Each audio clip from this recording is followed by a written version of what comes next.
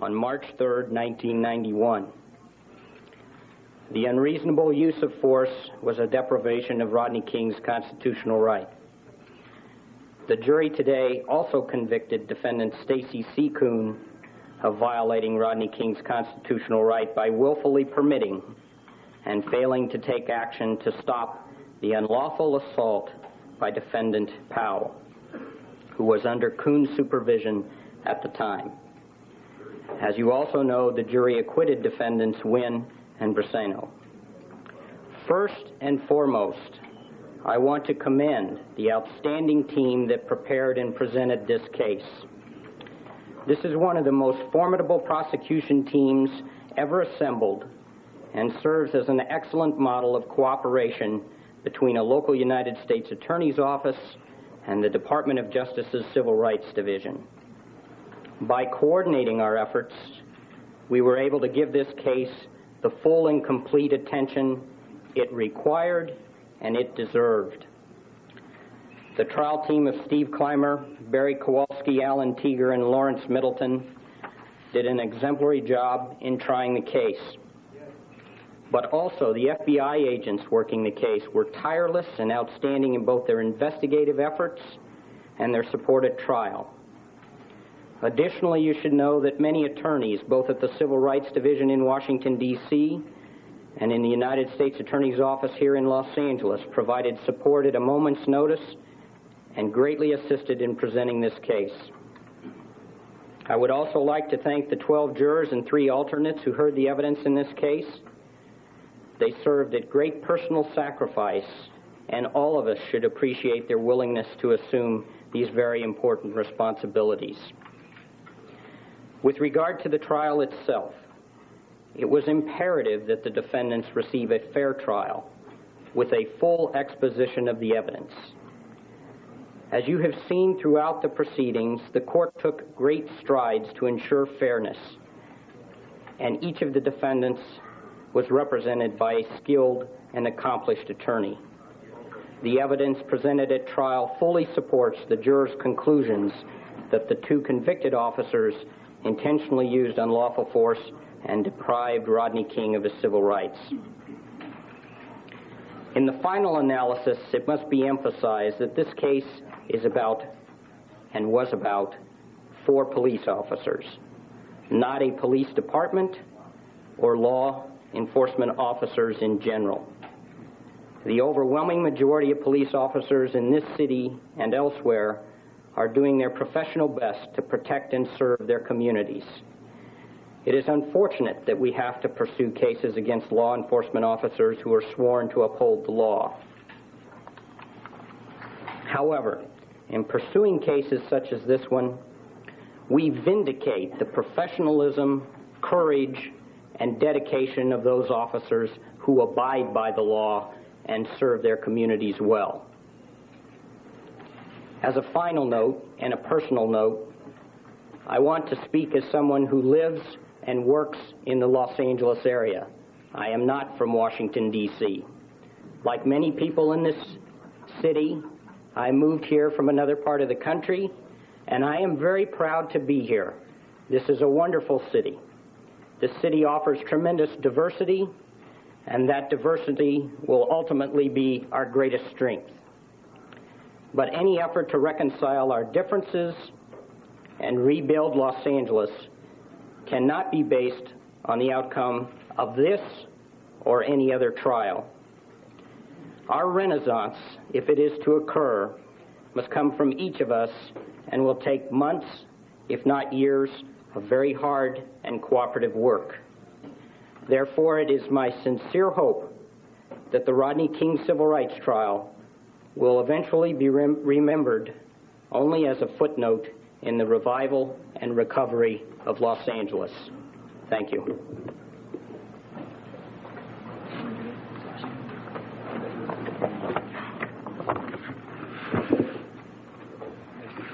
Good morning, ladies and gentlemen. My name is Jim Turner. I'm Acting Assistant Attorney General for Civil Rights in the Department of Justice. Attorney General Janet Reno asked me to be present when the verdict was returned in this case to communicate directly to the people of this community how she feels about the outcome of the case. She is now issuing the following statement, which I'm going to read from her office in Washington. Washington, D.C., the jury has spoken and justice has prevailed.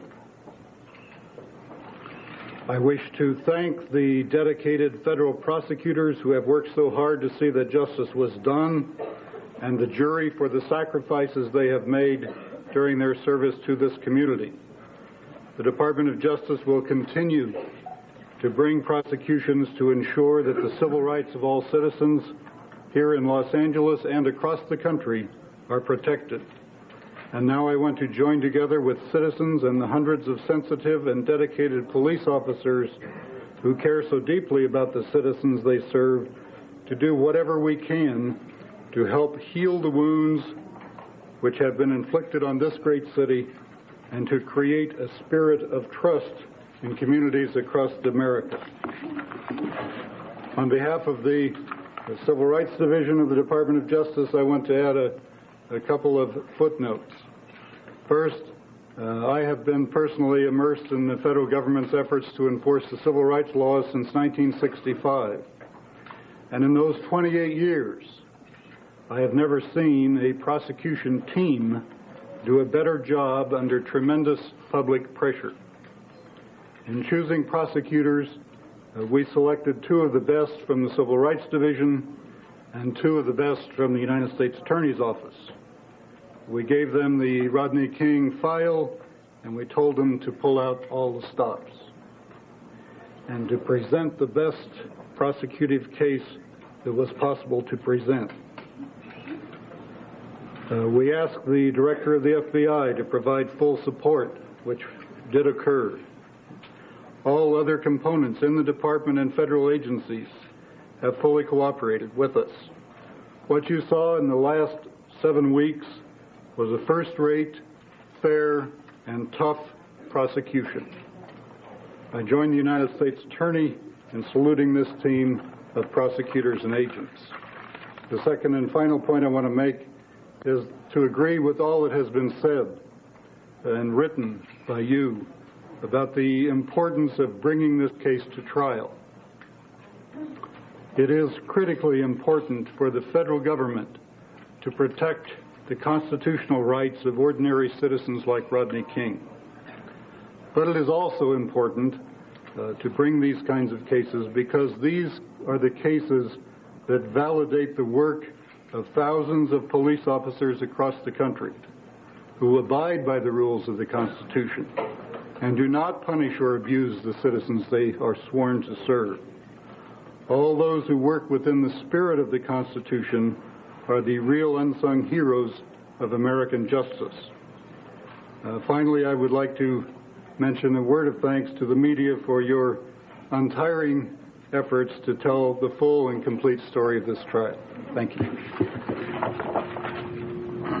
You've been watching Good morning. Live press conference from the prosecutors in this case, victorious today.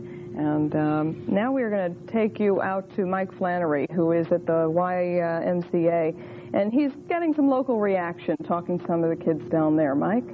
Well, actually, the kids are playing basketball behind me. It is the New City YMCA up on the near north side next to Cabrini Green on the border between an African-American community and the very affluent Lincoln Park community. It's a fascinating mix of people here, and the kids who are playing a family basketball game on this Saturday morning, as you might imagine, have a lot of parents in tow. And let's talk to one of them.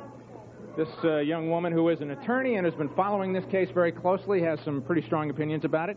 Ma'am, your reaction to the fact that 2 officers were convicted and 2 acquitted? Well, I think it's an appropriate solution under the circumstances, and I think it gives credence to the fact that in America, black people still have a far way to go with reference to justice. But it's probably appropriate in view of the fact that Kuhn and Powell, one was the supervisor, one did the hitting a lot, and so therefore I feel like the jury negotiated the settlement a little bit in terms of 2 were guilty and 2 not. So I'm pleased with it. All right, thank you very much. Ma'am, can I ask your reaction? Well, I'm pleased with the decision, and I hope that we can learn from the mistakes that have happened from this and the mistakes that have happened from the last time the verdict came in, and that we can move on from this. What are the mistakes?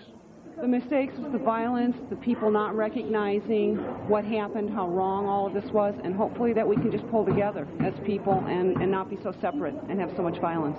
You mean the violence in the beating or the violence in the aftermath of the last verdict? Both. I don't think one set of violence justifies a second set of violence. All right. Can I ask you your opinion, ma'am? We ask Jimmy, let's move around. My cameraman, Jimmy Meyer, here is having to move with us gradually. Could we ask your opinion, ma'am? You don't want to get into it? We ask your opinion? Yeah. I'll get into it. All right. Interesting phenomenon. A lot of people here whom we've asked do not want to talk about it, obviously regarding it as a very touchy situation. We have people who've told me off camera that they feel that the police officers those two police officers who were convicted, should not have been convicted, that they should have been acquitted. However, they don't want to say that on camera. We have also had other people tell us they feel that this verdict, the two officers who walked, should have been convicted. People walking away in disgust as we broke the news of the verdict to them because they felt all four should have been convicted.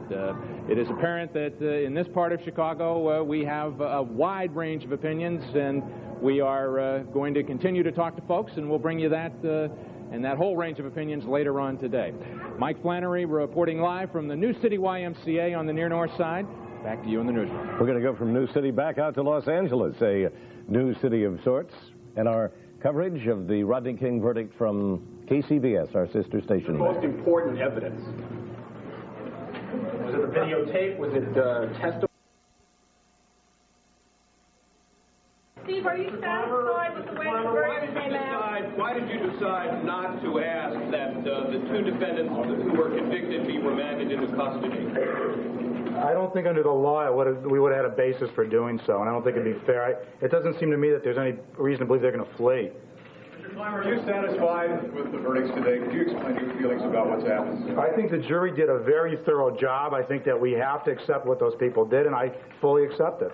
Is there a key between this trial and the one in Simi Valley that you can point to? It's a separate trial. Is Mr. King testifying? Did that help out, you think, this time around? I wasn't in the jury room. I don't know what they did in the jury room. All I know is we presented the best case we could, and they reached the verdicts they did. What this means to you, sir, and what it means to the community in your views? What it means to me is I had the privilege of working with some of the best prosecutors I've ever worked with, Mr. Kowalski, Mr. Teeger from the Civil Rights Division, and Mr. Middleton from our office were as fine a lawyers I've ever met, and it was a privilege to work with them. Tried the case against some of the best defense attorneys I've ever worked against. I think all four of them did an excellent job, and I think the jury did an excellent job, and I'm proud to have had the privilege to do it. How important was the videotape as evidence and the testimony of CHP officer Melanie Singer? I can't tell you. I wasn't in the jury room. Mr. Kowalski, You work for the government all the time. You always represent the people. But what extra measure of responsibility did you feel to the country and to the city in this case? I felt that we had to do the best job we could, and I think we did. Mr. Kowalski, can we get you to the microphone, please? in an interview earlier, you referred to Mr. Clymer as your significant other. I'd like to know how the two of you feel about this, and how does this compare to other civil rights cases that you have tried? I feel exactly the same about Mr. Clymer as I did when I began. He is the greatest trial lawyer I've ever worked with, and I'm proud to have worked with him. It was a pleasure. I'm also looking forward to going back to my real significant other. Can you tell us what it was like being bottled up while this was going on? You couldn't talk to us while the defense constantly talked outside the courthouse? Well, the government, and especially the federal government, feels it has an obligation to give a defendant a fair trial. And that means that the evidence should be presented in the courtroom. And that's what we did. And that has always been the policy of the Department of Justice.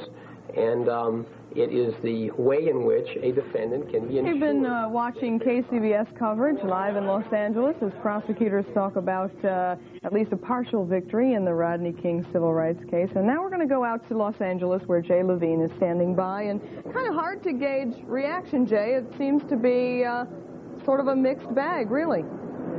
Joan, yeah, it really is, because it was a mixed verdict. Not all that some people wanted, a lot more than others expected. So Los Angeles at this point is prepared for anything, not really knowing what's going to happen. Behind me, you see police officers here in force, and also as we walk over, we see people who have been watching, waiting, very anxious about this verdict. This is Gina Ray. She's been speaking outside here for a while after the verdict.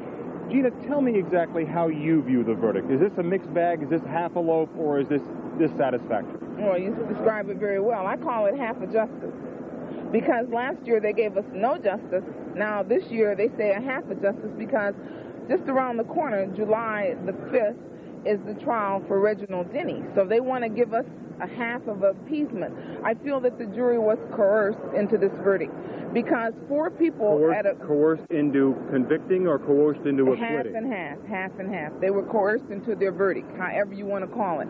I'm saying 4 criminals at the same spot, at the same time, committing the same criminal act, recorded on videotape for the world to see. How the hell can 2 people be guilty and 2 people not be guilty? All right, let me stop you for a moment. This gentleman here was in the courtroom at the time of the verdict. He was also in the courtroom at Simi Valley, at least on some occasions during that trial. Why the convictions here, the acquittals there? I realize they're different charges, state, federal charges, but you say the difference was the jury. Yeah, the difference was the jury. You had all lily-white, old, retired, rural people. This was, at least there was a partial chance of something being fair here because of the mixture of the jury. 5 people that were under 30 years old, a number of people of color, older people, younger people. There was a fair chance. I don't think it was a good decision. I share her opinion that if one is guilty, they're all guilty. At least the public has served notice, the government has served notice, though, on LAPD, that if you're in charge of something and it's going wrong, you stop it. Okay. So thank you guilty on all counts. Thank you for sharing your view. Thank you for sharing your view with us. We'll have a lot more on reaction for Los Angeles, from Los Angeles, as the day goes on. Bill and Joan, back to you. All right, Jay, thank you. We're going to recap now the verdicts in the Rodney King trial. In case you are just joining us, the jury came back a little while ago, actually about an hour ago, with their decision in the case. 2 of the 4 officers involved have been convicted, 2 others acquitted.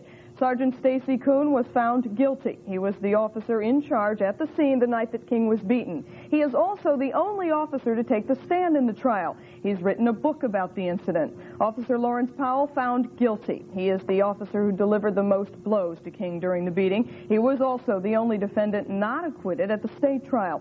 Officer Timothy Wind was found not guilty. He was a rookie on probation at the time of the King incident. He has since been fired from the department. And finally, Officer Theodore Briseno. He was found not guilty. He was the one officer seen on the tape trying to stop the beating at one point. So, once again, we have 2 guilty verdicts and 2 not guilty verdicts in the case of the 4 L.A. cops in the beating of Rodney King. And that is our coverage of the Rodney King verdicts this morning. We invite you to stay tuned throughout the day to Channel 2 News in case of any development in this case. And complete coverage will be coming your way on Channel 2 News at 5 tonight. For Joan Lovett, I'm Bill Curtis. Have a good morning.